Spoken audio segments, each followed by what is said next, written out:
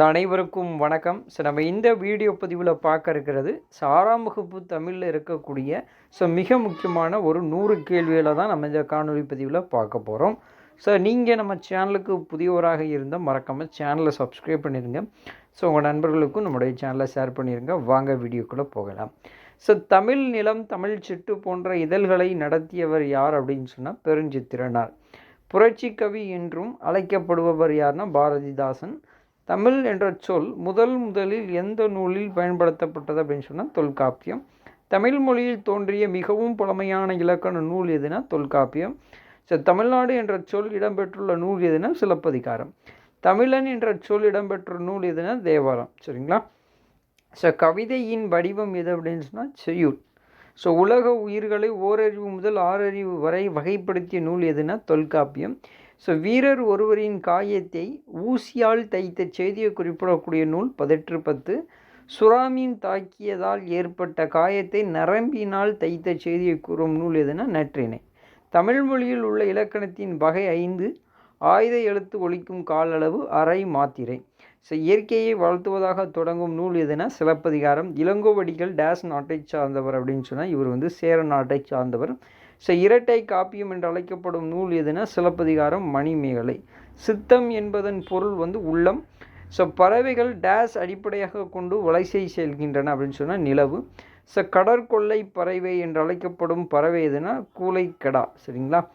வலசை போதல் டேஸ் என்பவர் தன்னுடைய நூலில் குறிப்பிட்டிருக்கிறார் அப்படின்னு சொன்னால் இந்த சக்திமுத்து புலவர் அவர் தான் தன்னுடைய நூலில் இந்த வலசை புதல்னு சொல்லக்கூடிய விஷயத்தை குறிப்பிட்டிருக்கின்றார். சரிங்களா? உலக சிட்டுக்குருவிகள் தினம் மார்ச் 20. இந்தியாவின் பறவை மனிதர் என்று அழைக்கப்படுவர் சலீம் அலி.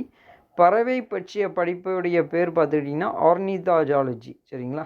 சார்பெழுத்துக்களின் வகை 10. மூத்தோர் கூறும் அறிவுரை என்று அழைக்கப்படுவது மூதுரை. சரிங்களா? மக்கள் கவிஞர் என்று அழைக்கப்படுபவர் பட்டுக்கோட்டை கல்யாண சுந்தரம்.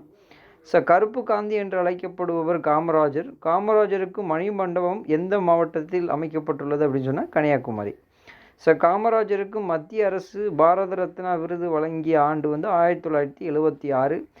இந்தியாவில் மிகவும் பெரிய நூலகம் எங்கே அமைந்துள்ளதுன்னு சொன்னால் சென்னையில் இருக்கக்கூடிய அண்ணா நூலகம் தான் இந்தியாவின் மிகப்பெரிய நூலகம். சரிங்களா? பார்வை தெரியாத மாணவர்கள் தொட்டு படிக்கும் நூலின் பெயர் என்னென்னா பிரைலி. இந்திய நூலக அறிவியல் தந்தை யார்னா அரங்கநாதன். ஆசாரக்கோவை எத்தனை வெண்பாக்களால் ஆனதுன்னா 100. மகர சங்கராந்தி டேஸ் மாநிலத்தில் கொண்டாடப்படுகிறதுனா ஆந்திர பிரதேசம். உத்தராயன் பண்டிகை டேஸ் மாநிலத்தில் கொண்டாடப்படுகிறது குஜராத். லோரி பண்டிகை எந்த மாநிலத்தில் கொண்டாடப்படுகிறது பஞ்சாப். மாமல்லன் என்ற பட்டப்பெயர் பெற்ற மன்னர் யார்னா நரசிம்மவர்மன். திராவிட நாட்டின் வானம்பாடி என்று அழைக்கப்படுபவர் யார்னா முடியரசன். சுற்றெழுத்துக்களின் வகைகள் பார்த்துக்கிட்டிங்கன்னா 4. கவிஞாயிறு என்று அழைக்கப்படுபவர் யாருன்னா தாராபாரதி. ஆசிய ஜோதி என்னும் நூல் யாருடைய வரலாற்றை பற்றி குறிப்பிடுகிறதுனா புத்தர். அன்னை தெரசாவுக்கு பின்னர் அமைதிக்கான நோபல் பரிசு பெற்றவர் யாருன்னா கைலாஷ் சத்யார்த்தாய். சரிங்களா? காந்தியடிகளுக்கு தமிழ் கற்றுக் கொடுத்தவர் யாருன்னா உவேசா. காந்தியடிகளை கவர்ந்த தமிழ் நூல் எதுனா திருக்குறள். பாரதியாரை தமிழ்நாட்டின் சொத்து என்று காந்தியடிகள் எதிரே கூறியவர் யாருன்னா ராஜாஜி. காந்தியடிகளை கவர்ந்த ஜி.யு. போப் எழுதிய நூல் எது அப்படின்னு சொன்னால் தமிழ் கையேடு. சரிங்களா? அந்த நூல் தான் காந்தியடிகளை கவர்ந்த ஒரு மிக முக்கியமான நூல். வேலு நாச்சியார் சிவகங்கையை மீட்ட ஆண்டு 1780. டேஸில் நடைபெற்ற போரில் முத்துவடுவநாதன் ஆங்கில படையுடன் போரிட்டு வீரன் மரணம் அடைந்தார்னா காளையார் கோவில்.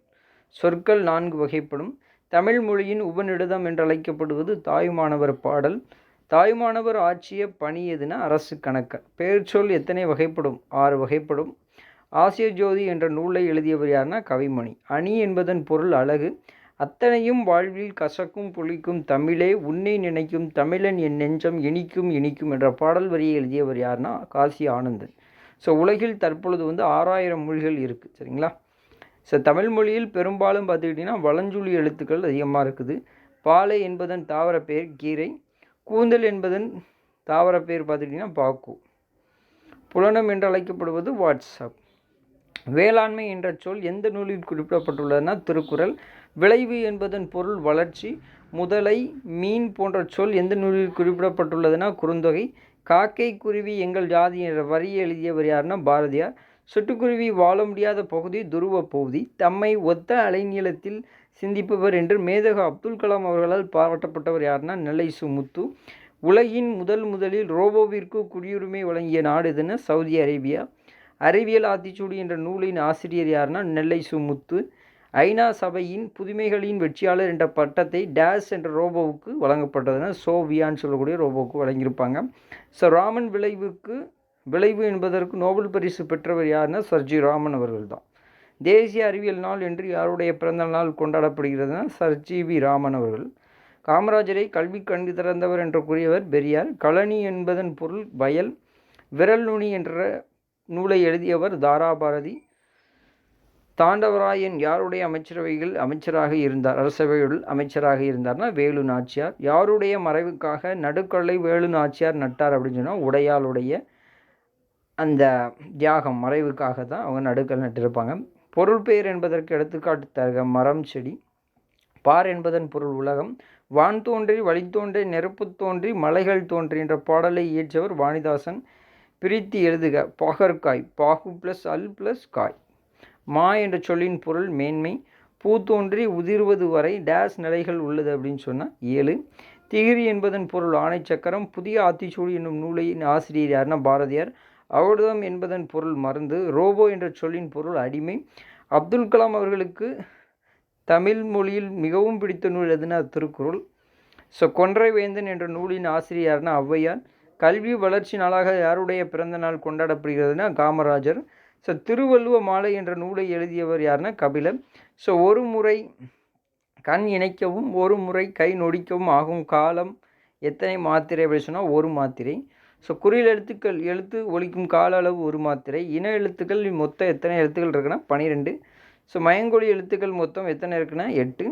செய்மை சுற்றெழுத்துக்கள் செயலை குறிக்கும் சொல் எதுனா வினைச்சொல். கீழ்கண்டவற்றுள் எந்த சொல் தனித்து இயங்காதனா இடைச்சொல். தற்பொழுது பயன்படுத்தப்படாத சுற்றெழுத்து எதுனா ஊ. அருகில் உள்ளவற்றுக்கும் தொலைவில் உள்ளவற்றில் இடையில் இருப்பதை சுட்டிக்காட்ட எந்த எழுத்து பயன்படுத்தப்பட்டது அக்காலத்தில் அப்படின்னு சொன்னால் ஊ. நம் முன்னொரு காரணம் எதுவும் இன்றி பொதுத்தன்மை கருதி ஒரு பொருளுக்கு இட்டு வழங்கிய பெயர் இடுகுறி பொது பெயர். ஸோ கீழ்கண்டவற்றுள் எது தற்போது உரைநடை வழக்கில் இலக்கியங்களில் மட்டும் உள்ளதுன்னா குற்றியல் லிகரம். சரிங்களா?